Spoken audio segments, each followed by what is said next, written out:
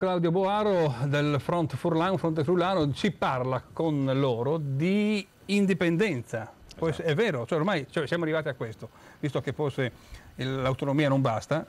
Come diceva, buonasera, come diceva giustamente il direttore poc'anzi, noi non abbiamo la spina dorsale, nemmeno la legittimità di chi ci governa di poter dire rappresento il mio popolo perché non l'abbiamo votato per mettermi di traverso contro la Germania che sta facendo il buono e il cattivo tempo anche sugli immigrati.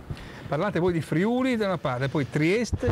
Allora, cosa è successo? Il nostro percorso, anche se non l'abbiamo molto promozionato e propagandato nel vero senso della parola, è partito nel 2013 con un'iniziativa istituzionale dove abbiamo invitato tutti i sindaci della regione, non sono venuti molti, a Pasian di Prato, e presentando un nostro progetto che è quello di far Trieste e Friuli, che si è parlato sempre, indipendenti. Cosa cambia rispetto alla storia passata?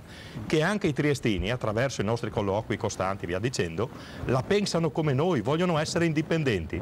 Allora a questo punto facciamo un percorso assieme per raggiungere un obiettivo di interesse comune. Ci mettiamo dentro anche provincia di Gorizia e provincia di Pordenone? Quello che è più bello è che stiamo portando in giro nei mercati, e anche abbiamo avuto soddisfazione a Spilimbergo, torneremo sabato a Spilimbergo, a Gemona non vi dico. Nel nostro gazebo la gente firma volentieri questo progetto, che non è nient'altro che costituire un gruppo alla fine, però vogliamo sentire fino a che punto c'è il peso di questa volontà dei nostri cittadini, e il progetto è proprio arrivare a un referendum condiviso con Trieste, Pordenone e Gorizia, quindi ci sarà un documento unico, come lo stiamo facendo firmare adesso, è un documento con tutte e quattro le province, dove i cittadini firmano volentieri perché hanno capito il progetto. E questo ci fa piacere.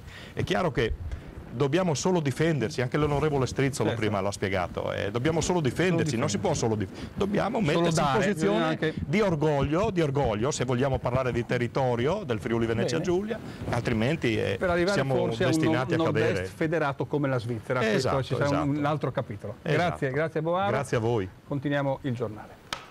Ridammi la domanda, e poi partiamo subito con Mario Puiatti e poi abbiamo ancora due ospiti. Allora, dicevo, la domanda